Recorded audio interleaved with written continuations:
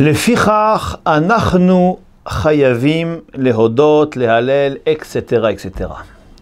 On aborde maintenant la dernière partie de la Haggadah, juste avant la bracha finale. Cette partie est introduite par le mot lefichach.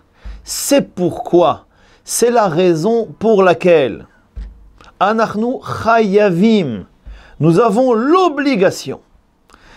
Il y a ici deux mots-clés, et très importants. Depuis le début de la Haggadah, jusqu'à présent, jusqu'à ce passage, on a décrit la grandeur d'Akadosh Baruch Hu. On a décrit la puissance, l'existence d'Akadosh Baruch Hu à travers les 10 plaies, la bonté d'Akadosh Baruch Hu, le fait qu'Hachem non seulement existe, mais il ne nous quitte pas des yeux. Hine lo yanum velo yishan shomer Israël. On a tendance parfois à oublier qu'Hachem est là, il nous surveille et il veut notre bien.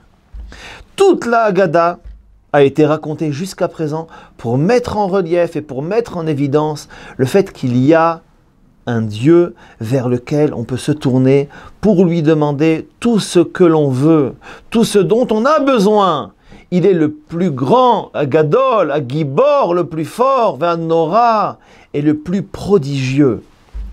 Et c'est pour ça que ce passage est introduit par le mot lefichach. Étant donné que nous avons vu tout ce que l'on vient de dire dans la Haggadah, donc automatiquement nous avons l'obligation, lefichach, c'est la conséquence inéluctable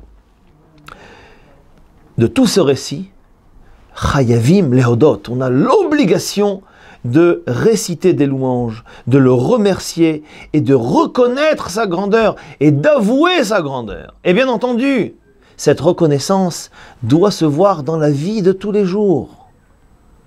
Ne pas avoir peur, être joyeux de tout ce que l'on a, etc., etc. Le Gaon de Vilna fait remarquer que dans la suite de cette première phrase, il y a 10 termes de louange. Lefichach, anachnu chayavim lehodot, lehalel, leshabeach, lefaer, leromem, lehader, levarech, leale ou lekales, etc., etc. Et le dernier, c'est le terme Alléluia.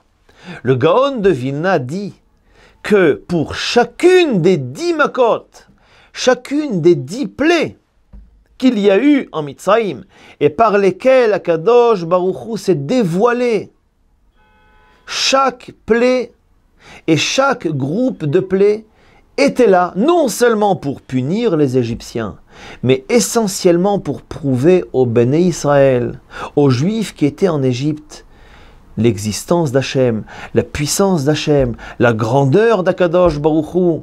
Et comme on le voit juste après dans le passage du Hallel, Hamashpili lirot bashamaim, lirot bashamaim uvaretz. Bien que Hachem, il est amagbihi, la shavet, bien qu'Hachem se trouve là-haut, il se trouve partout, mais son trône se trouve là-haut, Hamashpili lirot, mais sa vue et son soutien va jusqu'aux plus petites créatures. Amagbihi la shavet, mais quand même, amashpili lirot bashamayim uvaretz. Et il a aussi également Akadosh Baruch Hu ce pouvoir de mekimi me'afar dal. Il a le pouvoir de surélever le pauvre de la poussière. Me'ashpot yarim evion, de soulever, de surélever le pauvre des hashpot, des endroits qui sont très sales. Leoshivi im nedivim im nedive amo. Akadosh Baruch Hu donc est celui qui a le pouvoir de renverser n'importe quelle situation. Et comme on l'a vu dernièrement avec l'histoire de Purim. Donc, c'est pour cela que ce passage est introduit par lefichach.